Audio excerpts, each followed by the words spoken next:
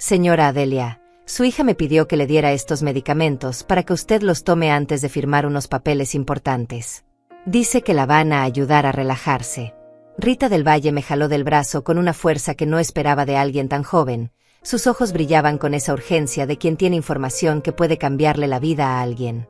En ese momento, parada ahí en la farmacia San Miguel, con el aire acondicionado zumbando sobre nuestras cabezas y el olor a desinfectante llenando mis pulmones, sentí como si el piso se moviera bajo mis pies. Ángela estaba sentada en mi carro, revisando su teléfono como siempre, esperando que yo regresara con mis medicamentos para la presión y el colesterol, los mismos de cada mes. Pero Rita no me estaba hablando de esos medicamentos. Me estaba hablando de otros. Medicamentos que yo nunca había pedido. Medicamentos que mi propia hija había ordenado a mis espaldas. Su hija vino aquí hace 3 días, siguió Rita con voz baja, mirando hacia la puerta como si Ángela pudiera escucharnos desde el estacionamiento. Me preguntó cuántas pastillas necesitaría para que una persona de su edad se sintiera muy relajada, muy tranquila, lo suficiente para no recordar bien lo que está firmando. Yo le dije que eso sonaba peligroso, pero ella insistió. Dijo que usted había estado muy nerviosa últimamente y que necesitaba ayuda para tomar decisiones importantes sobre su casa. Mis manos empezaron a temblar mientras Rita continuaba hablando.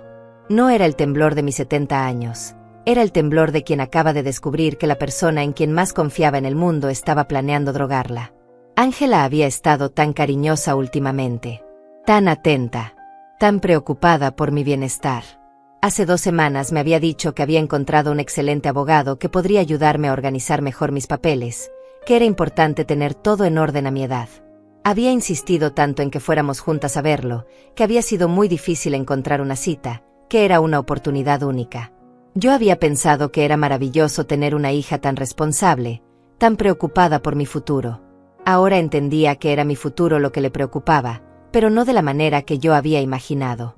Rita me mostró las pastillas. Pequeñas, redondas, inofensivas en apariencia. Lorazepam combinado con otro medicamento que yo no conocía. Suficiente para hacer que una persona mayor se sintiera confundida, desorientada, dispuesta a hacer cualquier cosa que le pidieran. Suficiente para que firmara papeles sin saber realmente lo que estaba haciendo. Mi casa. La casa que compré con mi esposo hace 45 años, la casa donde crié a Ángela, la casa que era mi seguridad, mi patrimonio, mi único refugio en este mundo. Esa casa que vale ahora más de $200,000 y que está en el mejor barrio de la ciudad. Señora Adelia, me dijo Rita con una seriedad que me atravesó el alma, yo tengo una abuela de 80 años. Si alguien tratara de hacerle esto a ella, yo querría que alguien me lo dijera. Su hija pagó estos medicamentos con efectivo, me pidió que no los pusiera en su expediente médico, y me dijo que era una sorpresa para usted. Una sorpresa que la ayudaría a relajarse antes de una cita muy importante mañana en la tarde. Rita me entregó una pequeña bolsa con las pastillas. Son suyas, las pagó su hija, pero usted tiene derecho a saber qué es lo que le van a dar. Salí de esa farmacia caminando como una mujer diferente. Mis piernas se movían automáticamente hacia el carro, pero mi mente estaba en otra parte, procesando una realidad que no quería aceptar. Ángela levantó la vista de su teléfono cuando me acerqué al vehículo, me sonrió con esa sonrisa que había creído sincera durante tantos años. Mamá, te tardaste mucho, dijo mientras yo abría la puerta del lado del pasajero. Espero que no haya habido problemas con tus medicinas. Todo está bien, le respondí, manteniendo mi voz tan calmada como pude. Solo hablé un poco con la farmacéutica sobre las dosis. Ella asintió y encendió el motor. Mientras manejaba de regreso a mi casa, yo apretaba la bolsa con las pastillas en mi mano derecha, sintiendo como si tuviera la prueba de la traición más grande de mi vida. Durante todo el camino, Ángela estuvo hablando sobre lo emocionada que estaba por nuestra cita con el abogado mañana. Mamá, vas a ver qué fácil va a ser todo. El señor Méndez es muy profesional, muy rápido. En 1 hora tendremos todos tus papeles organizados y yo podré ayudarte mejor con las finanzas de la casa. No vas a tener que preocuparte más por nada. Vamos a hacer todo legal, todo correcto, para que cuando ya no puedas tomar decisiones, yo pueda hacerlo por ti. Sus palabras sonaban tan razonables, tan llenas de amor filial, que si no hubiera estado apretando esas malditas pastillas en mi mano, habría pensado que tenía la hija más maravillosa del mundo. Pero yo sabía la verdad ahora. Sabía que mañana por la tarde, Ángela planeaba darme esas pastillas con alguna bebida, esperar a que hicieran efecto, y llevarme drogada ante un abogado para que firmara la transferencia de mi casa. Mi casa que ella había estado valorando discretamente durante meses, preguntándome sobre los documentos de propiedad, sugiriendo que sería mejor tener todo a su nombre para evitar problemas legales en el futuro. Mi hija, mi única hija, la niña que había cargado en mis brazos, que había cuidado cuando tuvo fiebre, que había apoyado en todos sus proyectos fracasados, estaba planeando robarme lo único valioso que me quedaba en la vida. Cuando llegamos a mi casa, Ángela me ayudó con las bolsas de las compras que habíamos hecho antes de ir a la farmacia. Siempre tan atenta, tan servicial. Mamá, ¿quieres que te prepare un té? Mañana va a ser un día importante y necesitas descansar bien. Le dije que sí, que un té sería perfecto. Mientras ella se movía por mi cocina, preparando el té como lo había hecho cientos de veces antes, yo me quedé sentada en mi sala, mirando los muebles que había comprado con tanto esfuerzo, las fotografías de nuestra familia en las paredes, los recuerdos de una vida entera. Todo lo que ella quería quitarme. No con violencia, no con gritos, sino con pastillas y mentiras y la confianza ciega de una madre que nunca imaginó que su propia hija podría traicionarla de esa manera. El té sabía diferente esa tarde. No porque Ángela hubiera puesto algo en él, todavía no, sino porque yo lo bebía sabiendo lo que vendría después. Sabiendo que al día siguiente, mi hija intentaría drogarme para robarme mi casa. Sabiendo que todo el amor que había sentido por ella durante 45 años había sido correspondido con una traición que me quitaría no solo mi patrimonio, sino también mi dignidad, mi autonomía, mi derecho a decidir sobre mi propia vida. Mientras bebía ese té y escuchaba a Ángela hablarme sobre lo bien que me veía, sobre lo orgullosa que estaba de tener una madre tan fuerte, yo sabía que esa sería la última tarde en que fingiría no saber quién era realmente mi hija. Esa noche no pude dormir. Me quedé despierta en mi cama, mirando el techo y repasando cada conversación que había tenido con Ángela en los últimos meses. Ahora todo cobraba sentido. Sus visitas más frecuentes, su interés repentino en mis finanzas, sus preguntas sobre mis documentos legales. Incluso sus halagos constantes sobre lo bien que me conservaba para mis 70 años, sobre lo lúcida que estaba, sobre lo orgullosa que se sentía de tener una madre tan independiente. Todo había sido parte de un plan para ganar mi confianza antes de traicionarme de la manera más vil que una hija puede traicionar a su madre. A las 5 de la mañana me levanté y preparé mi café como siempre. Mi rutina matutina no había cambiado en años. Revisaba mi teléfono para ver los mensajes de mis amigas del grupo de WhatsApp Las Invencibles, chequeaba el clima, leía las noticias mientras tomaba mi primera taza de café con una cucharada de azúcar, exactamente como me gustaba. Pero esa mañana, mientras hacía todo mecánicamente, mi mente estaba en otra parte. Estaba calculando. Estaba planeando. Por primera vez en mucho tiempo, estaba pensando como la mujer que había sido antes de convertirme solo en la madre de Ángela. Yo no siempre había sido una víctima. Antes de casarme, antes de tener hijos, había trabajado como contadora en una empresa de construcción. Había manejado presupuestos de miles de dólares, había negociado contratos, había tomado decisiones importantes que afectaban el futuro de muchas personas. Cuando mi esposo murió hace 8 años, había logrado manejar todos los trámites legales, había vendido su negocio, había invertido el dinero inteligentemente. No era una mujer ingenua ni indefensa. Era una mujer que había decidido confiar en su hija y que ahora se daba cuenta de que esa confianza había sido el error más grande de su vida. Mi teléfono sonó a las 7 de la mañana. Era Alma Ruiz, mi mejor amiga desde hace 30 años. Adelia, ¿cómo amaneciste? ¿Lista para tu día ocupado? Alma sabía sobre mi cita con el abogado porque se lo había comentado la semana pasada, cuando aún pensaba que era una buena idea organizar mis papeles con la ayuda de Ángela. Ahora me daba cuenta de lo irónico que sonaba su pregunta.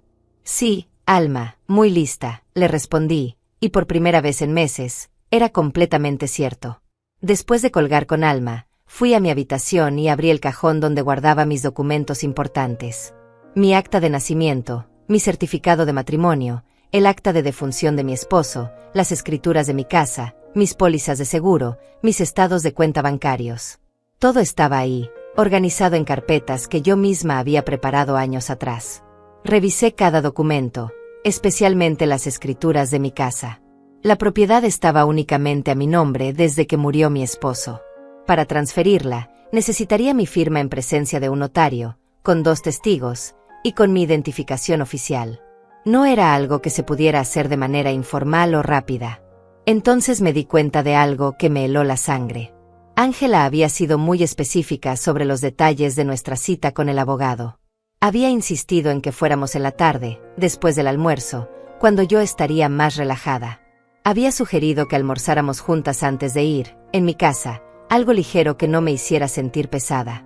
Y había mencionado que el abogado tenía todos los documentos listos, que solo necesitaba mi firma en varios lugares, que sería muy rápido y sencillo. Todo estaba planeado para que yo tomara esas pastillas con el almuerzo, para que llegara a la cita legal drogada y confundida. Pero había algo más. Ángela había estado preguntándome sobre mis amigas últimamente. Específicamente sobre Alma y sobre Rita Telles, mi vecina de al lado. Había dicho que era bueno que yo tuviera amigas tan cercanas, que podría invitarlas algún día para que conocieran al abogado, que podrían ser testigos de lo bien que me estaba cuidando. Ahora entendía que estaba evaluando quienes podrían servir como testigos para la transferencia de propiedad. Mis propias amigas, que me querían y confiaban en Ángela, habrían firmado como testigos pensando que me estaban ayudando, sin saber que me estaban ayudando a perder mi casa. A las 9 de la mañana sonó mi timbre.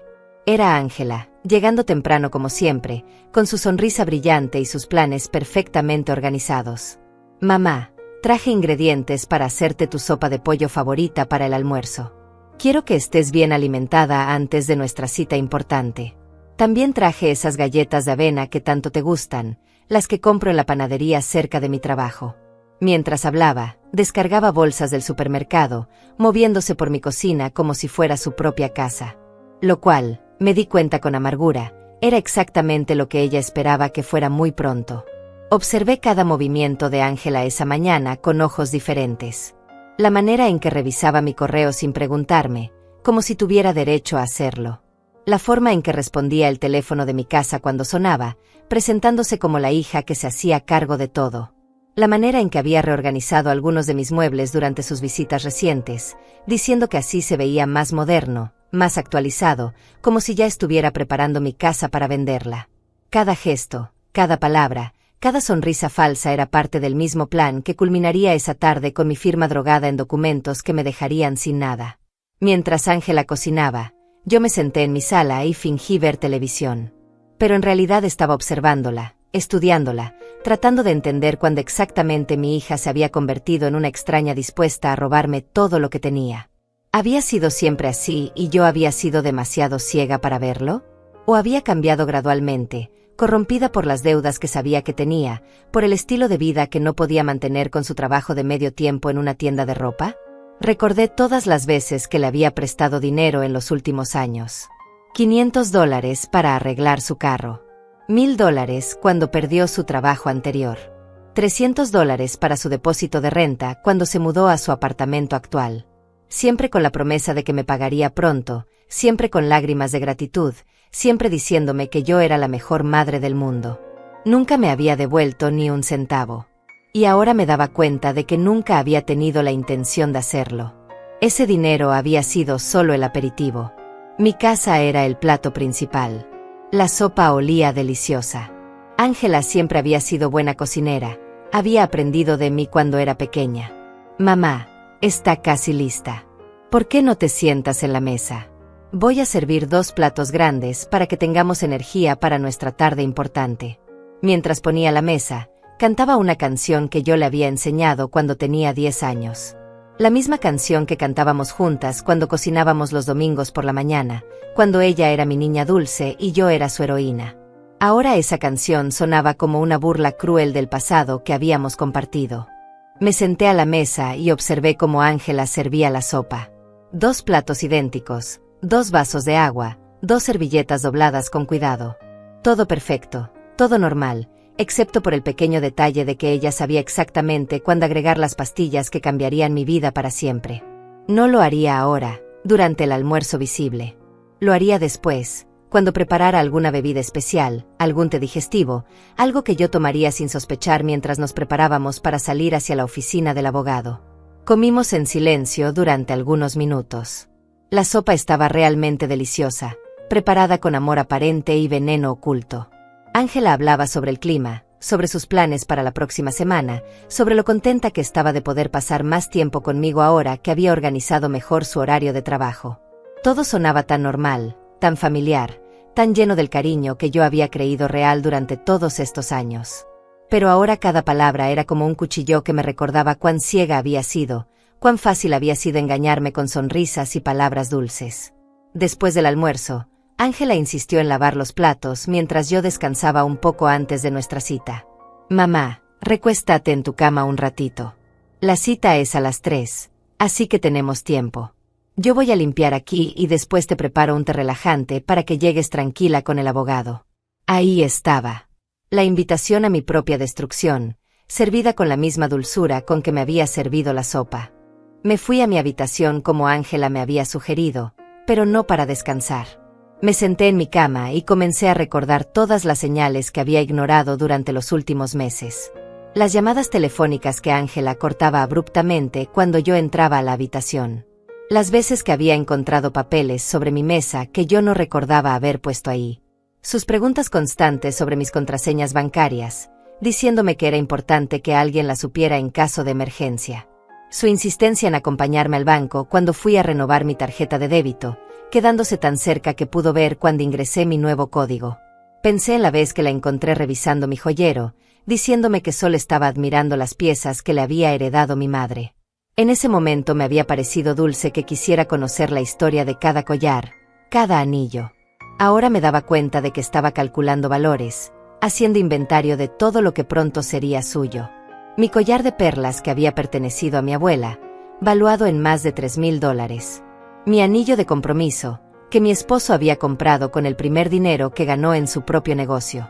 Las aretes de oro que él me había regalado en nuestro 20º aniversario. También recordé sus comentarios sobre mi casa durante las últimas semanas. Mamá, esta casa es demasiado grande para ti sola.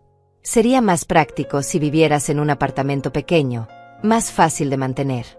Y con el dinero de la venta podrías vivir muy cómodamente sin preocuparte por gastos de mantenimiento. Yo había pensado que se preocupaba por mi bienestar.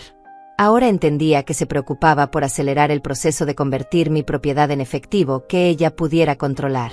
Desde mi habitación podía escuchar a Ángela moviéndose por la cocina, lavando platos, organizando cosas. Sonaba tan doméstica, tan dedicada. De vez en cuando cantaba o tarareaba, como si fuera la hija más feliz del mundo ayudando a su madre querida. Pero yo sabía que en cualquier momento sacaría esas malditas pastillas de su bolsa y las mezclaría con alguna bebida que me traería con una sonrisa angelical en su rostro. Mi teléfono vibró con un mensaje de WhatsApp. Era del grupo Las Invencibles, donde Alma había escrito: «Chicas, ¿alguien sabe de un buen abogado para asuntos de herencias? Mi prima necesita organizar sus papeles».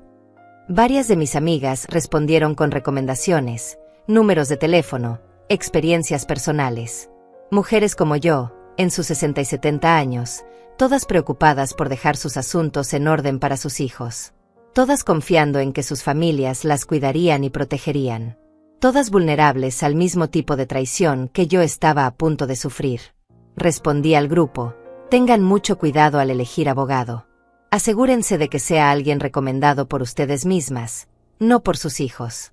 A veces los hijos tienen sus propios intereses. Alma me respondió inmediatamente en privado: Adelia, ¿todo bien? ¿Pasó algo con tu cita de hoy? Le escribí: todo perfecto, Alma. Solo dando consejos de mujer experimentada. Pero mientras escribía esas palabras, mi corazón se aceleraba pensando en lo que vendría en las próximas horas. Escuché los pasos de Ángela subiendo las escaleras. Llevaba algo en las manos, probablemente la bandeja con el té que sellaría mi destino. Mamá, te traje tu té de manzanilla favorito. Lo endulcé con miel, como te gusta. También traje esas galletas que compramos en la mañana. Necesitas tener energía para nuestra cita importante. Su voz sonaba exactamente igual que cuando tenía 8 años y me traía el desayuno a la cama en el Día de las Madres. La misma dulzura, la misma dedicación aparente, la misma inocencia fingida. Me incorporé en la cama y acepté la taza de té. Estaba perfecta de temperatura, perfecta de dulzura, perfecta de color dorado. Si no hubiera sabido lo que sabía, habría pensado que tenía la hija más considerada del mundo. En lugar de eso, Tenía en mis manos la evidencia líquida de la traición más profunda que una madre puede experimentar. Ángela se sentó en la orilla de mi cama, como había hecho miles de veces durante su infancia cuando quería contarme sobre su día en la escuela o cuando tenía pesadillas y necesitaba que la consolara.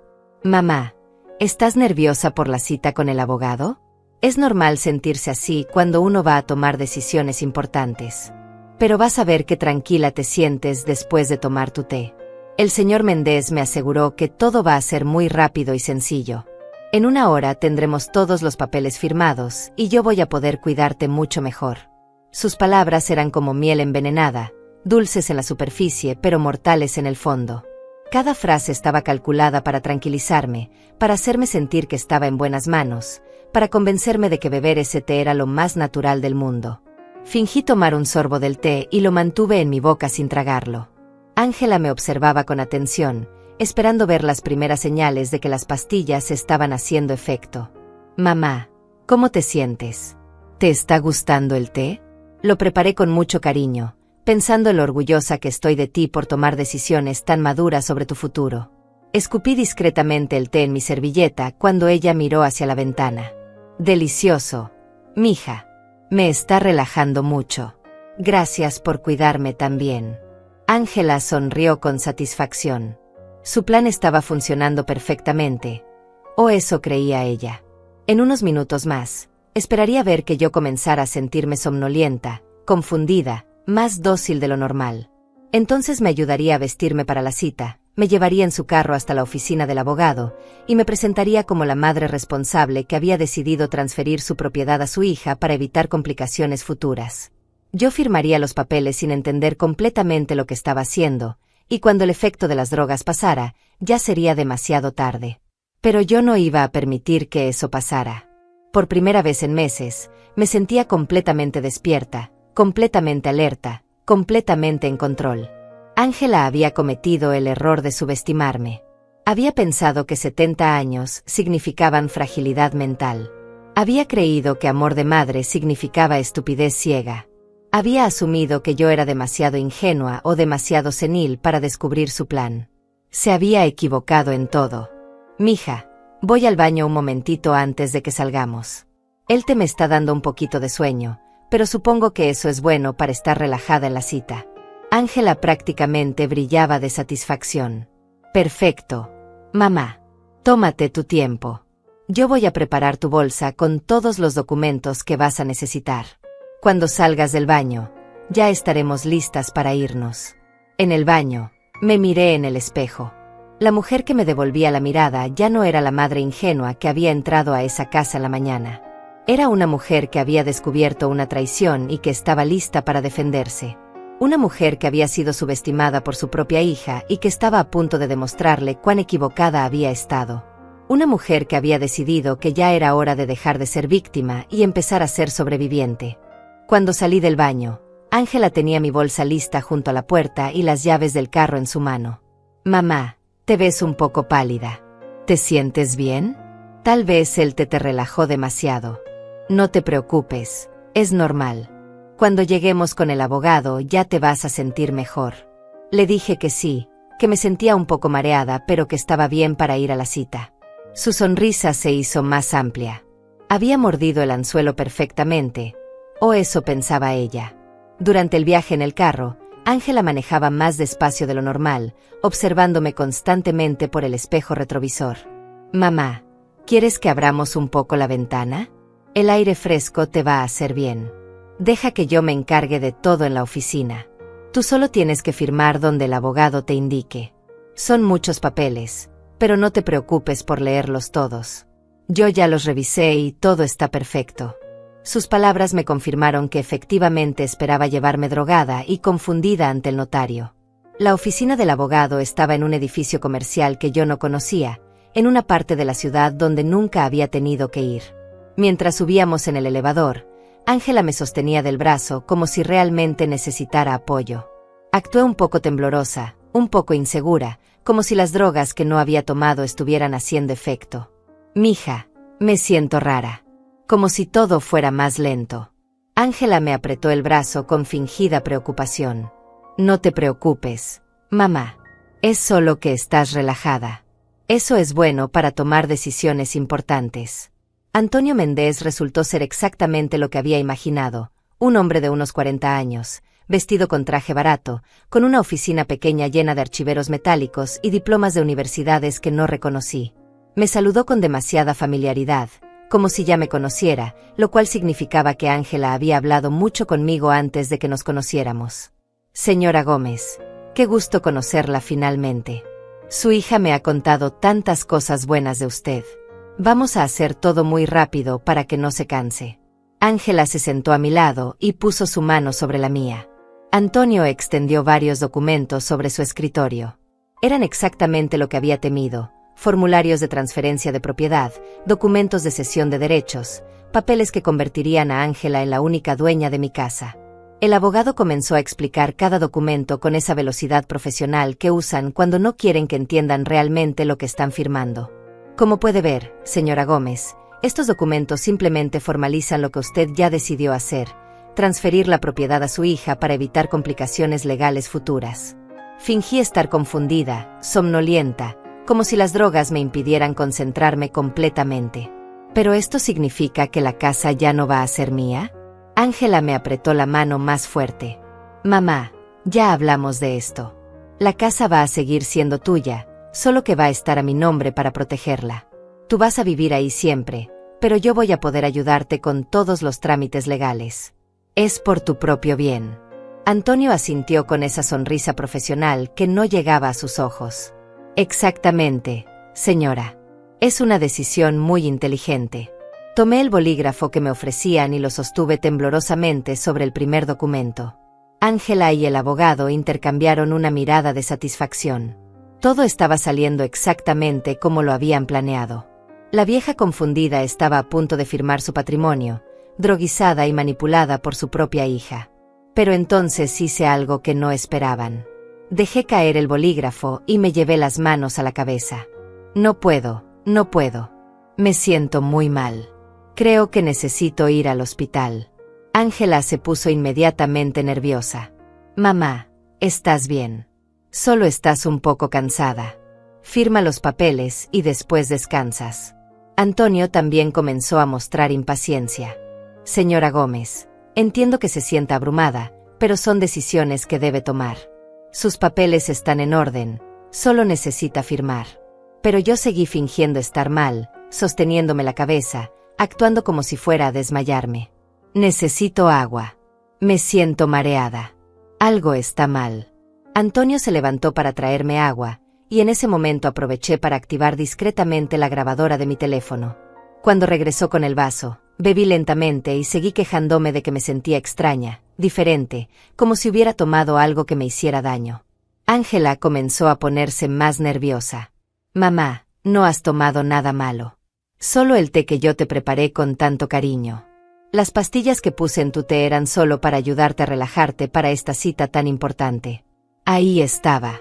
La confesión que necesitaba. Grabada en mi teléfono, con Antonio Méndez como testigo involuntario. ¿Pastillas? ¿Qué pastillas, mija? Ángela se dio cuenta inmediatamente de lo que había dicho, pero ya era demasiado tarde. Su cara se puso roja y comenzó a tartamudear. No quise decir pastillas. Quise decir azúcar. Puse azúcar extra en tu té para darte energía. Pero yo seguí presionando, actuando como la madre confundida que supuestamente era. ¿Pastillas en mi té? ¿Para qué necesitaba pastillas? Antonio comenzó a parecer incómodo. Señora Gómez, tal vez deberíamos posponer esta cita. Si no se siente bien, podemos reagendar para otro día. Pero Ángela estaba desesperada por terminar lo que había empezado. No, ella está bien. Solo está nerviosa. Mamá, vamos a firmar rápido y nos vamos a casa. Y entonces cometió su segundo error. En su desesperación por convencerme, dijo exactamente lo que yo necesitaba que dijera para completar mi evidencia. Mamá, las pastillas que puse en tu té eran solo para ayudarte a estar tranquila cuando firmaras la transferencia de la casa. No te van a hacer daño. Son las mismas que usa la señora del Valle cuando tiene que firmar papeles importantes. Rita me explicó que son perfectas para que las personas mayores se sientan relajadas durante trámites legales. Todo está bien, Mamá, solo firma aquí y ya terminamos. Antonio la miró con horror. ¿Usted le dio medicamentos a su madre sin su conocimiento? Eso es completamente ilegal. Yo no puedo proceder con esta transferencia. Esto constituye coerción bajo influencia de sustancias. Señorita Gómez, lo que me está describiendo es un delito grave. Ángela intentó arreglar la situación, pero cada palabra que decía la hundía más profundo. No es un delito. Ella es mi madre y yo tengo derecho a cuidarla. Las pastillas eran solo para su bien, para que no se pusiera nerviosa. Me quedé sentada, fingiendo estar confundida pero grabando cada palabra. Ángela había confesado no solo haber planeado drogarme, sino también haber consultado con Rita del Valle sobre las dosis apropiadas y haber justificado todo como parte de su derecho a cuidarme. Había admitido que las pastillas eran específicamente para hacer que firmara la transferencia de propiedad. Y lo había hecho delante de un abogado que ahora era testigo de su intención criminal. Antonio se levantó de su escritorio. Señoras, esta reunión ha terminado. Señorita Gómez, le sugiero fuertemente que consulte con un abogado penalista porque lo que me ha descrito constituye varios delitos graves. Señora Gómez, ¿necesita que llame a alguien para que venga por usted? ¿Se siente segura yendo con su hija? Sus preguntas me dieron la oportunidad perfecta para el siguiente paso de mi plan. No, no me siento segura. Mi hija admitió que puso pastillas en mi té sin mi conocimiento para hacerme firmar papeles. Eso no suena como cuidado maternal. Eso suena como algo muy malo. Antonio asintió gravemente. Tiene razón, señora. Lo que ha descrito su hija constituye administración de sustancias controladas sin consentimiento y coerción para transferencia fraudulenta de bienes. Ambos son delitos graves. Ángela se puso de pie, finalmente entendiendo que su plan había fracasado completamente. Mamá, estás exagerando todo. Yo solo quería ayudarte. No entiendes lo complicado que va a ser manejar tu casa cuando seas más mayor. Estaba pensando en tu futuro. Pero sus justificaciones sonaban huecas incluso para ella misma. Ya no había manera de negar lo que había confesado. Ya no había manera de fingir que sus intenciones habían sido inocentes. Señor Méndez, ¿podría llamar a la policía? Creo que necesito reportar lo que ha pasado aquí hoy. Ángela me miró con shock absoluto. Mamá, no puedes hacer esto. Soy tu hija. Yo te amo. Todo lo que hice fue por amor. Pero yo ya había tomado mi decisión. El amor no droga a las madres para robarle sus casas, mija. Eso no es amor. Eso es algo completamente diferente. Antonio Méndez marcó el 911 desde el teléfono de su oficina mientras Ángela me miraba con una mezcla de pánico y rabia que nunca había visto en su rostro. Mamá, no puedes hacer esto. Si llamas a la policía, vas a arruinar mi vida. Vas a arruinar a tu propia familia. Piensa en lo que va a decir la gente, piensa en tu reputación. Sus palabras me confirmaron que hasta el final intentaría manipularme, esta vez usando mi preocupación por las apariencias sociales para protegerse de las consecuencias de sus actos. Pero yo ya no era la misma mujer que había entrado a esa oficina fingiendo estar drogada. Ángela, mi reputación no se arruina por defender mis derechos. Se arruina por permitir que mi propia hija me robe. La gente va a entender que una madre de 70 años se proteja de una hija que la quiere drogar para robarle su casa. Antonio colgó el teléfono y me informó que la policía llegaría en unos minutos. También me preguntó si quería que contactara a algún familiar o amigo para que me acompañara. Le pedí que llamara a Alma Ruiz. Necesitaba tener a alguien de confianza conmigo para todo lo que vendría después. Mientras esperábamos, Ángela alternaba entre súplicas desesperadas y amenazas veladas. Mamá, si haces esto, te vas a quedar completamente sola. Yo soy la única familia que tienes. ¿Quién te va a cuidar cuando seas más vieja? ¿Quién te va a visitar cuando estés enferma? Vas a terminar en un asilo de ancianos porque nadie más va a querer lidiar contigo. Sus palabras me dolieron, pero también me liberaron completamente de cualquier culpa que pudiera haber sentido por exponerla. La hija que había criado nunca me habría dicho esas cosas crueles. La hija que había criado nunca habría intentado drogarme para robarme. La mujer que tenía delante ya no era mi niña. Era una extraña que había usado mi amor maternal para intentar destruirme. Una extraña que ahora me amenazaba con abandono y soledad si no me sometía a su plan criminal. Alma llegó antes que la policía, prácticamente corriendo por el pasillo del edificio. Adelia, ¿qué pasó? El abogado me explicó por teléfono, pero no puedo creer lo que me dijo. Cuando le conté toda la historia, desde la advertencia de Rita en la farmacia hasta la confesión grabada de Ángela, Alma se puso pálida. Luego miró a Ángela con una furia que rara vez había visto en mi amiga tranquila. Ángela Gómez, yo te conozco desde que eras una niña. Tu madre se sacrificó toda su vida por ti. ¿Cómo pudiste siquiera pensar en hacerle algo así? Ángela intentó justificarse con Alma igual que había intentado conmigo. Señora Ruiz, usted no entiende. Mi mamá está volviéndose muy olvidadiza. Alguien tiene que tomar decisiones por ella antes de que sea demasiado tarde. Yo soy su hija, tengo el derecho y la responsabilidad de cuidarla. Pero Alma no se dejó engañar. Niña, tu madre está más lúcida que muchas personas de la mitad de su edad. Y aunque no lo estuviera, drogarla para robarle su casa no es cuidarla. Eso es abuso criminal. Cuando llegaron los oficiales de policía, uno de ellos era una mujer latina de aproximadamente 50 años que me inspiró confianza inmediatamente. Señora Gómez, soy la sargento Patricia Morales. Entiendo que quiere reportar un intento de fraude y administración ilegal de sustancias controladas. Me explicó mis derechos, me aseguró que tomaría mi declaración completa, y me pidió que le contara todo desde el principio. Su profesionalismo y su empatía me hicieron sentir que finalmente alguien me tomaría en serio. Le mostré la grabación en mi teléfono donde Ángela confesaba haber puesto pastillas en mi té específicamente para hacerme firmar la transferencia de propiedad. También le di el número de Rita del Valle para que pudiera confirmar que Ángela había comprado los medicamentos con instrucciones específicas sobre dosificación para personas mayores. La sargento Morales escuchó la grabación completa y tomó notas detalladas.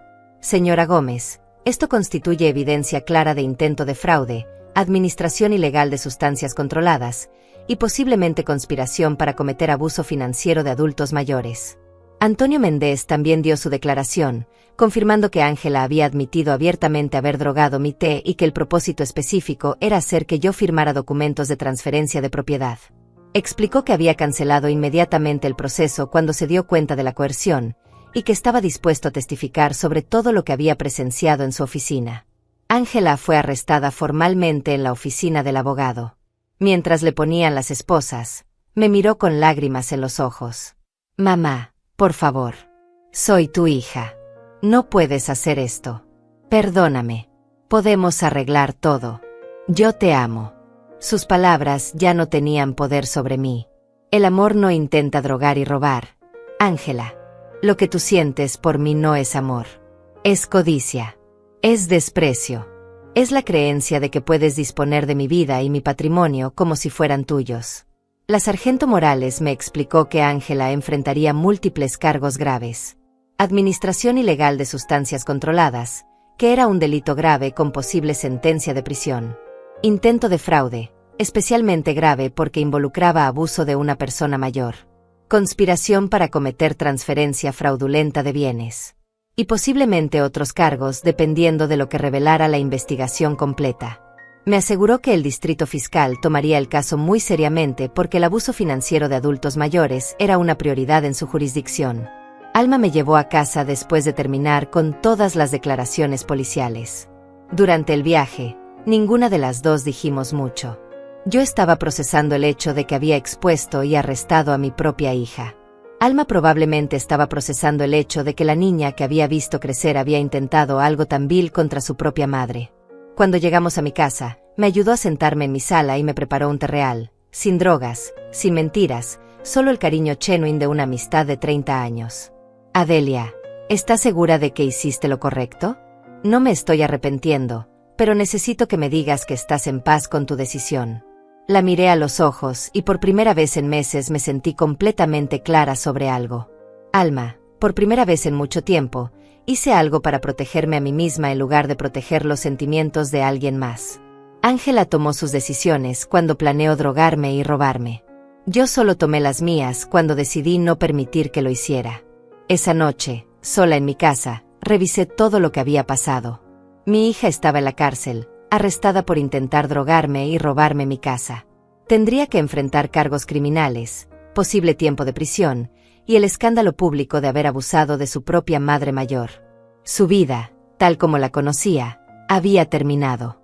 Y todo porque había subestimado la inteligencia y la fuerza de la mujer que la había criado. Pero por primera vez en meses, cuando apagué las luces y me fui a la cama, no sentí miedo. No sentí culpa. No sentí la ansiedad constante que había sido mi compañera desde que Ángela comenzó su campaña de manipulación. Sentí algo que no había sentido en mucho tiempo. Sentí que estaba segura en mi propia casa, protegida por mis propias decisiones, dueña de mi propia vida. Había pagado un precio terrible por esa seguridad, pero finalmente era mía. A la mañana siguiente desperté con una sensación extraña. Por primera vez en meses, había dormido toda la noche sin despertar preocupada por algo que Ángela pudiera estar planeando. Mi teléfono tenía varias llamadas perdidas de números que no reconocía, probablemente periodistas que ya habían escuchado sobre el arresto. También tenía mensajes de WhatsApp de mis amigas del grupo Las Invencibles, todas preguntando si era cierto lo que habían escuchado en las noticias locales. Alma había escrito un mensaje largo explicándole al grupo lo que había pasado, respaldando completamente mi decisión y pidiendo que me dieran espacio, pero que me hicieran saber que tenían mi apoyo. Las respuestas fueron inmediatas y unánimes. Todas mis amigas expresaron shock por lo que Ángela había intentado hacer, pero también orgullo por mi coraje al denunciarla. Rita Telles, mi vecina, escribió: Adelia, fuiste muy valiente. Todas tenemos hijos y sabemos lo difícil que debió ser para ti hacer lo correcto. Pero no todas las reacciones fueron positivas. Algunos familiares lejanos comenzaron a llamar, cuestionando mi decisión de arrestar a mi propia hija. Mi prima Carmen me llamó desde México, llorando. Adelia, ¿cómo pudiste hacer algo así? Ángela es tu sangre. Las familias no se destruyen entre sí por dinero. Los problemas familiares se resuelven en familia, no con la policía. Escuché sus reproches con paciencia, pero ya no me afectaban como antes. Carmen, cuando tu hija trate de drogarte para robarte tu casa, me cuentas cómo lo resuelves en familia. La sargento Morales me llamó para informarme que Ángela había pasado la noche en la cárcel y que tendría su audiencia de fianza esa tarde. Me explicó que probablemente saldría bajo fianza, pero que tendría restricciones estrictas, incluyendo una orden de no contacto conmigo. También me dijo que la investigación había revelado que Ángela tenía deudas significativas, incluyendo más de $15,000 en tarjetas de crédito y un préstamo sobre su carro que estaba en mora. Su situación financiera desesperada explicaba mucho sobre sus motivaciones. Antonio Méndez me llamó para disculparse por no haber detectado las señales de coerción desde el principio. Me explicó que devolvería completamente los honorarios que Ángela le había pagado y que cooperaría totalmente con la investigación criminal. También me recomendó un abogado especializado en derecho de familia y protección de adultos mayores para asegurarme de que mis intereses estuvieran completamente protegidos durante el proceso legal. Alrededor del mediodía, comenzaron a llegar los periodistas. 2 reporteros de noticias locales tocaron mi puerta, pidiendo entrevistas sobre el caso. Les dije educadamente que no tenía comentarios, pero uno de ellos gritó desde mi jardín: «Señora Gómez, ¿se arrepiente de haber arrestado a su hija?».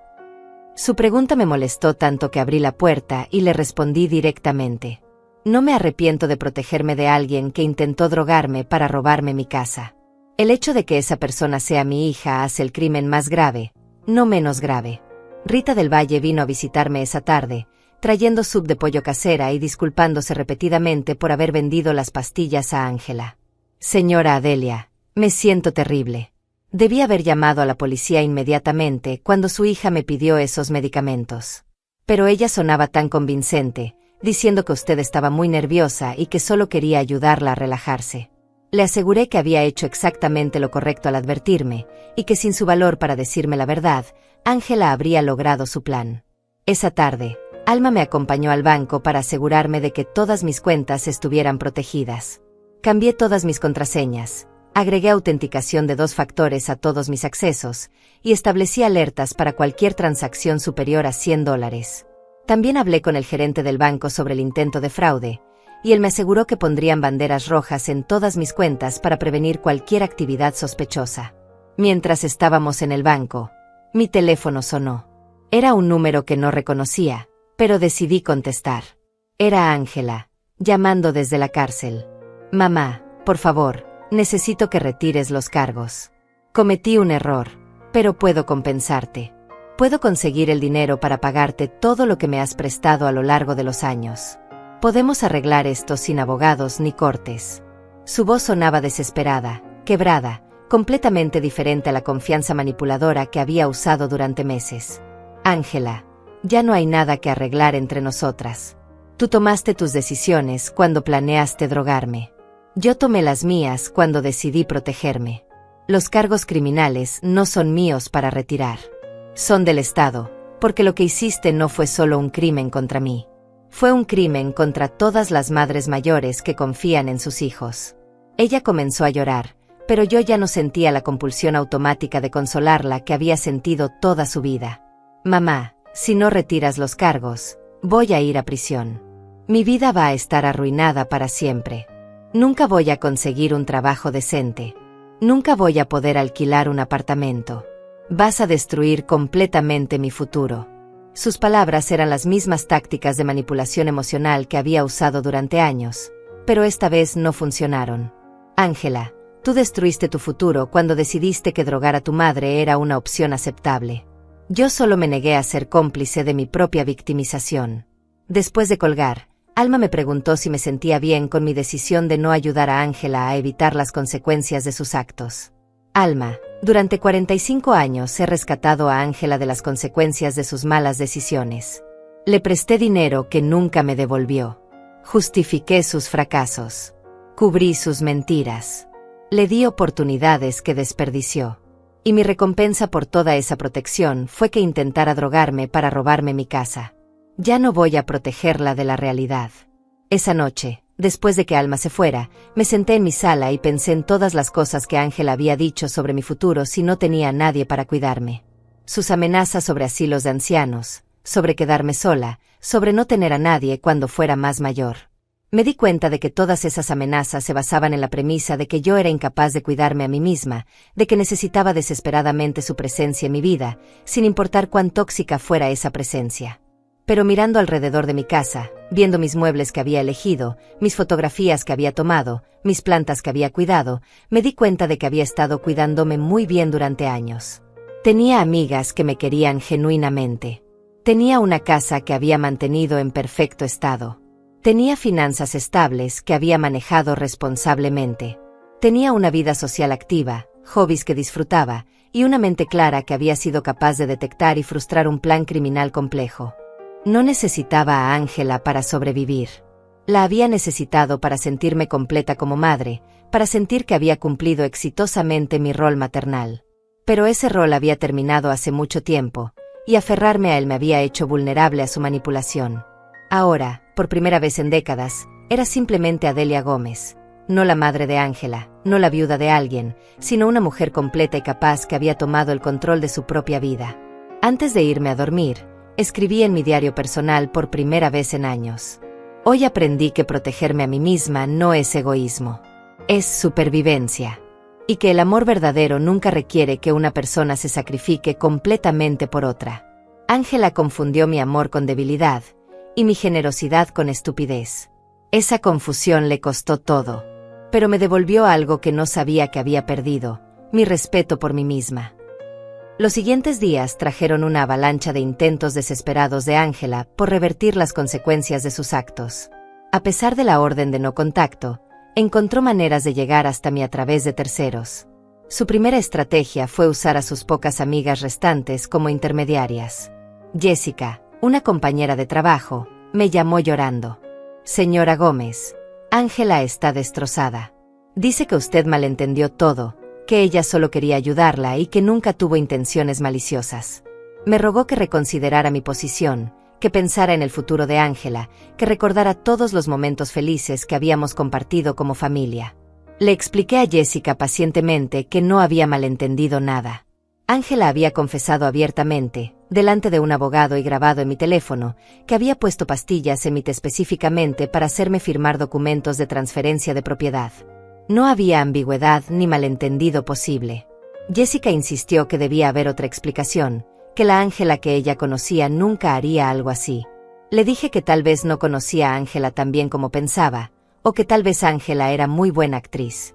Después de esa conversación, Jessica nunca volvió a llamar. Luego comenzaron las cartas. Ángela le escribía a familiares lejanos, contándoles versiones distorsionadas de los eventos, presentándose como una hija preocupada que había sido malentendida por una madre senil. Mi sobrina Patricia me llamó desde California, preocupada. Tía Adelia, Ángela me escribió una carta terrible. Dice que la acusaste falsamente de algo que nunca hizo, que estás confundida por tus medicamentos, y que necesitas ayuda médica. ¿Es cierto que está en la cárcel? Le envié a Patricia la grabación donde Ángela confesaba todo. Después de escucharla, Patricia guardó silencio por varios minutos. Tía, no sabía qué pensar cuando recibí la carta. Ángela sonaba tan convincente, tan desesperada. Pero esto es evidencia clara de que planeaba drogarte. No puedo creer que mi prima sea capaz de algo así. Le expliqué que yo tampoco había podido creerlo al principio, pero que los hechos eran innegables. Patricia me aseguró que no volvería a contactarla y que apoyaría completamente mi decisión. La estrategia más dolorosa de Ángela fue intentar usar la religión como arma emocional. Le escribió una carta al padre Miguel, el sacerdote de la iglesia donde había sido bautizada, explicándole que su madre había perdido el amor cristiano y se había vuelto vengativa contra su propia hija. El padre Miguel, que me conocía desde hace décadas, vino a visitarme personalmente para entender la situación. Adelia, recibí una carta muy perturbadora de Ángela. Está preocupada por tu alma, dice que el odio te está consumiendo. Le conté al padre Miguel toda la verdad, incluyendo mostrarle la grabación de la confesión de Ángela. Su expresión cambió completamente mientras escuchaba.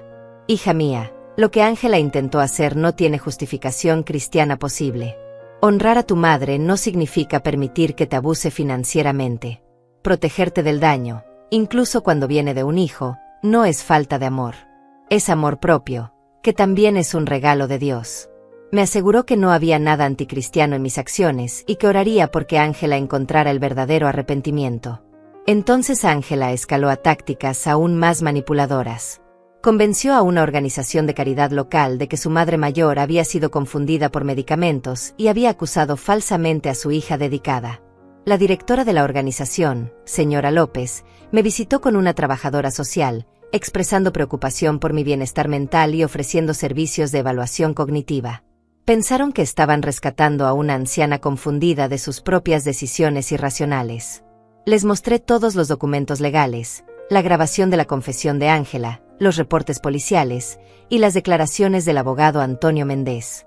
La trabajadora social revisó todo meticulosamente y concluyó que yo estaba completamente lúcida y que había sido víctima de un intento serio de fraude financiero. Señora López se disculpó profusamente. Señora Gómez, lamento mucho que hayamos sido engañadas. Su hija es muy convincente, pero la evidencia es clara.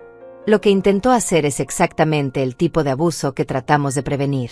El punto más bajo llegó cuando Ángela contactó a un reportero sensacionalista de un programa de televisión de chismes, ofreciéndole una historia sobre una madre mayor que había perdido la razón y estaba destruyendo a su familia por paranoia senil. El reportero llegó a mi casa sin avisar, con cámaras, exigiendo mi versión de la historia. Cuando le expliqué los hechos reales y le ofrecí escuchar la grabación de la confesión de Ángela, perdió interés inmediatamente. La verdad documentada no era lo suficientemente escandalosa para su programa. Cada uno de estos intentos de Ángela por revertir la situación me confirmaba que había tomado la decisión correcta. En lugar de aceptar responsabilidad por sus actos, estaba gastando toda su energía en tratar de manipular la percepción pública, engañar a figuras de autoridad y presentarme como una víctima de mi propia confusión mental. Si hubiera mostrado arrepentimiento genuino, si hubiera admitido su culpa y buscado ayuda para sus problemas financieros y emocionales, tal vez habríamos podido encontrar algún camino hacia la reconciliación. Pero cada mentira nueva, cada manipulación adicional, cada intento de hacerme parecer senil o vengativa, me alejaba más de cualquier posibilidad de perdón. Alma me acompañó a todas las citas legales durante esas semanas. El fiscal del distrito me explicó que el caso contra Ángela era sólido, pero que ella había contratado un abogado defensor que estaba presionando por un acuerdo de culpabilidad reducida.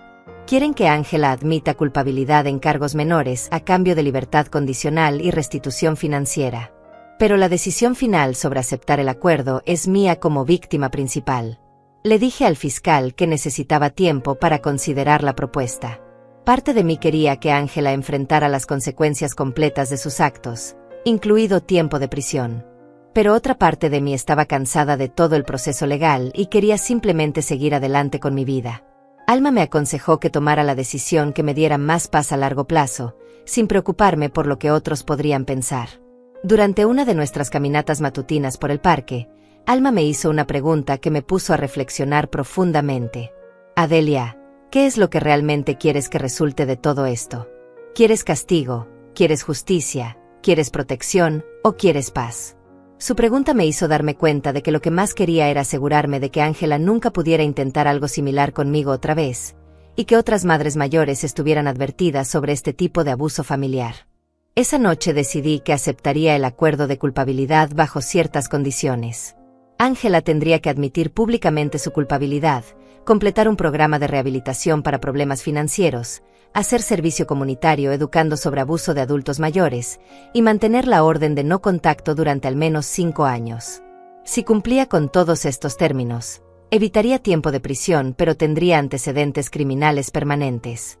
Era un compromiso que me daba protección legal, justicia pública, y la posibilidad de que Ángela aprendiera de sus errores, pero sin destruir completamente su futuro.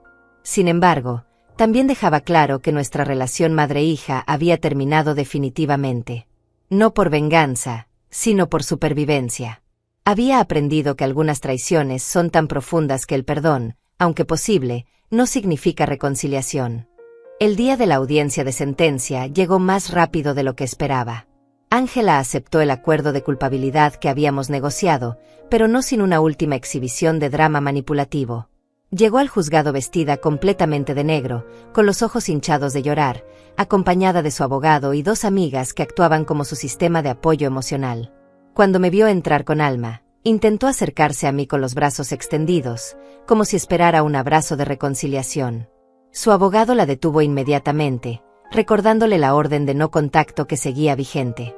Pero Ángela gritó a través del pasillo del juzgado: «Mamá, por favor perdóname.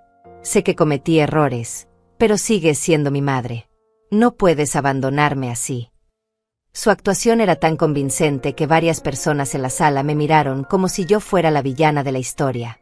Pero yo mantuve mi compostura y no respondí. Ya había aprendido que cada palabra que dijera sería distorsionada y usada en su contra. El juez, un hombre mayor llamado Honorable Roberto Vázquez, revisó cuidadosamente todos los documentos del caso antes de proceder. «Señorita Gómez, usted ha admitido culpabilidad en cargos de administración ilegal de sustancias controladas con intención de cometer fraude financiero contra un adulto mayor.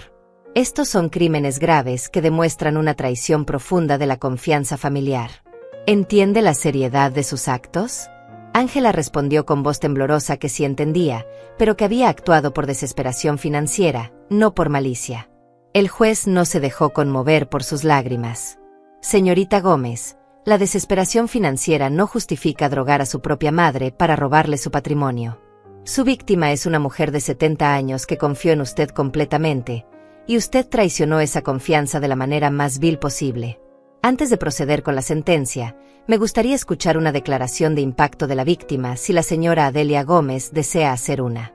Me acerqué al micrófono con una declaración que había preparado cuidadosamente durante las semanas anteriores. «Su señoría, durante 45 años fui madre de Ángela Gómez antes de descubrir que ella había decidido convertirme en su víctima. El plan que ejecutó no fue un error impulsivo. Fue un esquema calculado que requirió semanas de preparación, incluyendo investigar medicamentos, consultar dosificación, comprar drogas ilegalmente, coordinar con un abogado y mentirme repetidamente sobre sus intenciones. Continué explicando cómo el crimen de Ángela había afectado no solo mi seguridad financiera, sino también mi capacidad de confiar en las personas cercanas a mí. Ya no puedo aceptar comida o bebida de familiares sin preguntarme si contiene algo que no debería contener. Ya no puedo firmar documentos sin sospechar que alguien está tratando de aprovecharse de mí. Y ya no puedo disfrutar de la relación madre-hija que había valorado por encima de todo, porque esa relación fue destruida por la codicia y la manipulación. Mi hija no merece mi perdón hasta que demuestre arrepentimiento genuino, no solo tristeza por haber sido atrapada. No merece acceso a mi vida hasta que pruebe que ha cambiado fundamentalmente su perspectiva sobre lo que significa respetar a los adultos mayores. Y definitivamente no merece la oportunidad de intentar algo similar con otra persona mayor vulnerable. Por eso apoyo completamente la sentencia propuesta y todas las condiciones que protegerán tanto a mí como a otras madres de este tipo de traición familiar.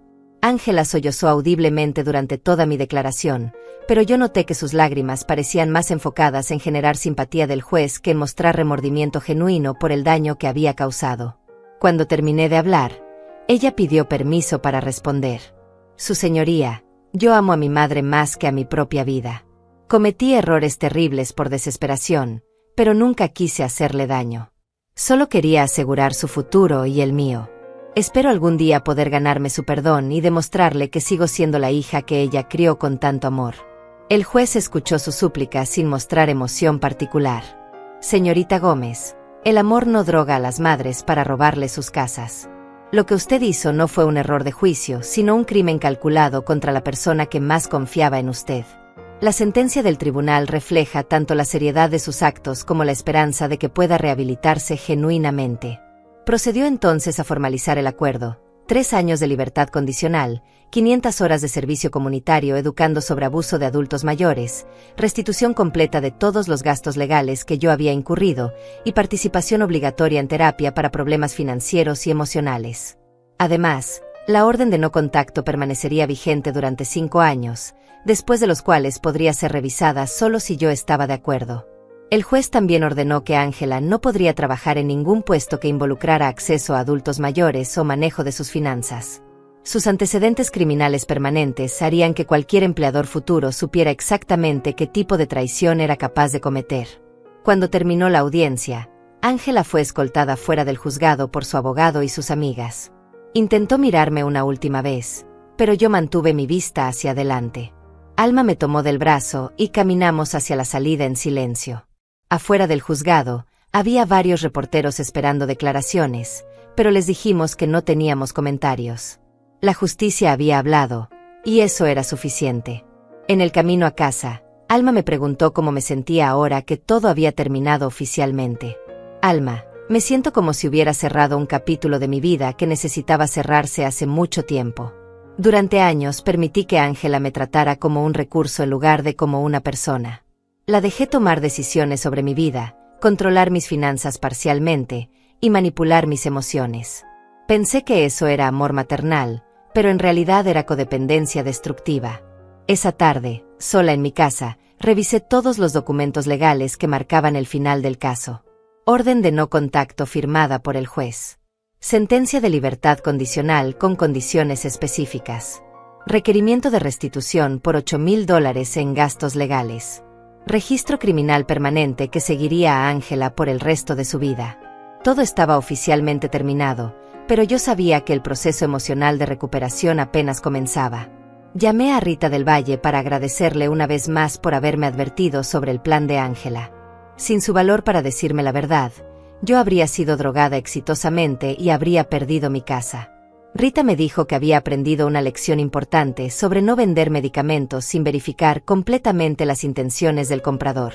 También me informó que varias otras madres mayores habían venido a preguntarle sobre situaciones similares con sus propios hijos, inspiradas por mi caso a examinar más cuidadosamente las motivaciones familiares. Esa noche escribí en mi diario: hoy se cerró legalmente el capítulo más doloroso de mi vida. Ángela enfrentó las consecuencias de sus decisiones, y yo comencé oficialmente mi nueva vida como una mujer que se protege a sí misma.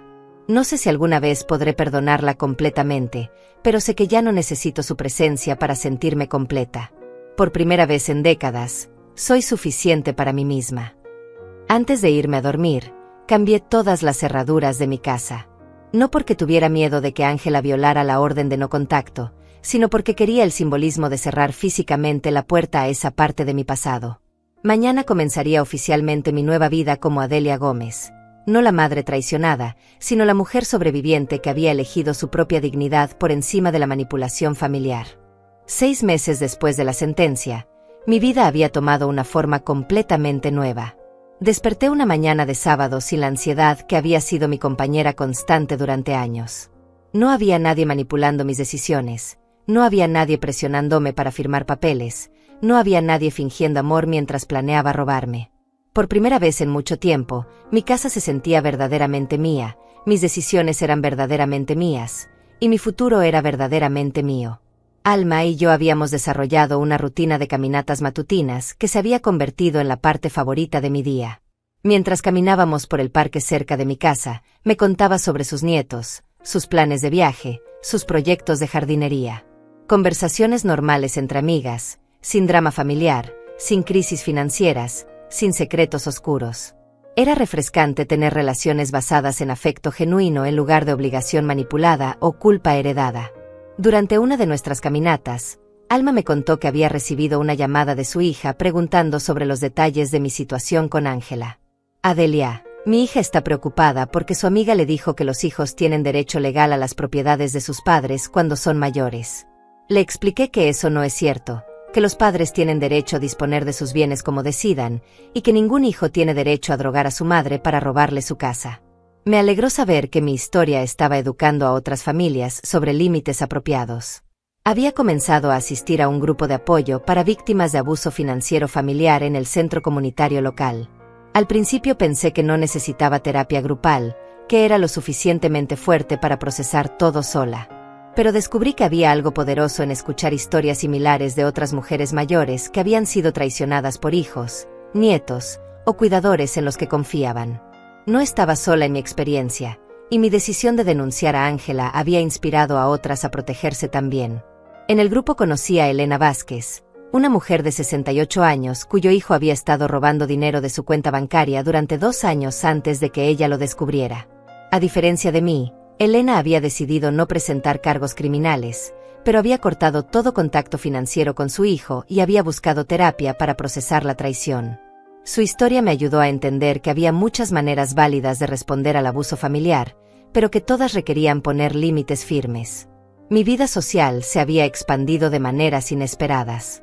Rita Telles me había invitado a unirme a su club de lectura mensual, donde discutíamos novelas de misterio mientras tomábamos café y comíamos pasteles caseros. También me había inscrito en una clase de computación en la biblioteca pública, donde estaba aprendiendo a usar aplicaciones nuevas en mi teléfono y a navegar mejor el Internet. A los 70 años, estaba descubriendo habilidades e intereses que había postergado durante décadas de enfoque exclusivo en mi rol maternal. Un día recibí una carta inesperada del Departamento de Servicios Sociales. Me informaban que mi caso había sido usado como ejemplo en un programa de entrenamiento para trabajadores sociales sobre cómo identificar y responder al abuso financiero de adultos mayores. También me invitaban a participar como oradora voluntaria en eventos educativos comunitarios. La idea me intimidó al principio, pero después de pensarlo decidí que compartir mi experiencia podría proteger a otras madres de traiciones similares. Mi primera presentación fue en un centro para adultos mayores, donde conté mi historia a un grupo de aproximadamente 50 personas. Después de mi charla, varias mujeres se acercaron para contarme sobre situaciones sospechosas con sus propios hijos. Una señora me dijo que su hijo había estado preguntando insistentemente sobre sus contraseñas bancarias. Otra me contó que su nuera había sugerido repetidamente que sería más fácil si todas las cuentas estuvieran a nombre de la familia. Les di información sobre recursos legales y las animé a confiar en sus instintos si algo se sentía mal. La restitución económica de Ángela llegó exactamente como había ordenado el juez. $8,000 para cubrir todos mis gastos legales, pagados en cuotas mensuales de su salario de su nuevo trabajo en una fábrica textil. Cada cheque llegaba sin nota personal, procesado a través del sistema de libertad condicional. Era dinero que técnicamente me pertenecía, pero que me traía sentimientos complicados. Decidí donarlo completamente a la organización que administraba el grupo de apoyo para víctimas de abuso familiar, para que pudieran expandir sus servicios. En el aniversario del día que Rita me había advertido sobre el plan de Ángela, decidí hacer algo especial para celebrar mi nueva vida. Me inscribí en un viaje organizado a las cataratas del Niágara, algo que siempre había querido hacer pero que había postergado por años por varias razones. Durante el viaje de una semana, conecté con otras mujeres viajeras, tomé cientos de fotografías, y me di cuenta de cuántas experiencias había perdido por estar siempre disponible para los dramas de Ángela. Cuando regresé del viaje, encontré varios mensajes en mi contestadora de periodistas preguntando si quería comentar sobre el hecho de que Ángela había completado su primer año de libertad condicional exitosamente. Aparentemente había estado cumpliendo con todas las condiciones de su sentencia, incluyendo el servicio comunitario educando sobre abuso de adultos mayores. La ironía de que mi hija estuviera ahora enseñando a otros sobre los crímenes que ella había cometido no se me escapaba, pero tampoco me importaba particularmente. Su rehabilitación era su responsabilidad, no la mía. Alma me preguntó si me interesaba saber cómo estaba Ángela o si extrañaba tener contacto con ella. La respuesta me sorprendió incluso a mí. No siento nostalgia por la relación que teníamos, porque ahora entiendo que esa relación estaba basada en mentiras y manipulación. No extraño a la Ángela que conocía, porque esa Ángela era una actuación diseñada para mantener mi confianza mientras planeaba traicionarme. Si alguna vez existe una versión genuinamente arrepentida y rehabilitada de mi hija, tal vez podamos tener algún tipo de contacto limitado en el futuro. Pero esa decisión será mía, en mis términos, cuando y si yo esté lista. Mi casa se había convertido en un refugio de paz en lugar de un lugar de ansiedad constante. Había reorganizado los muebles, había comprado plantas nuevas, y había colgado fotografías de mis viajes recientes en lugar de las viejas fotos familiares que me traían recuerdos dolorosos. Cada rincón reflejaba mis gustos personales, mis decisiones independientes, mi vida autónoma. Era el hogar de una mujer que había aprendido a valorarse a sí misma. Una tarde, mientras revisaba mi correo electrónico, encontré un mensaje del grupo Las Invencibles con fotografías de nuestra reunión mensual más reciente. En las fotos, me veía relajada, sonriente, rodeada de amigas genuinas que me querían sin agenda oculta. Era la imagen de una mujer de 70 años que había sobrevivido a la traición más profunda posible y había emergido más fuerte, más sabia y más completa. Esa noche, antes de irme a dormir, escribí la entrada final en el diario que había estado manteniendo desde el inicio de esta experiencia. Por fin, después de muchos años de sacrificar mi bienestar por la comodidad de otros, soy yo la que decide a quién cuidar. Y he decidido que la persona que más merece mi cuidado, mi protección y mi amor incondicional soy yo misma. Esta no es una decisión egoísta. Es una decisión de supervivencia. Y es la decisión más amorosa que he tomado en toda mi vida.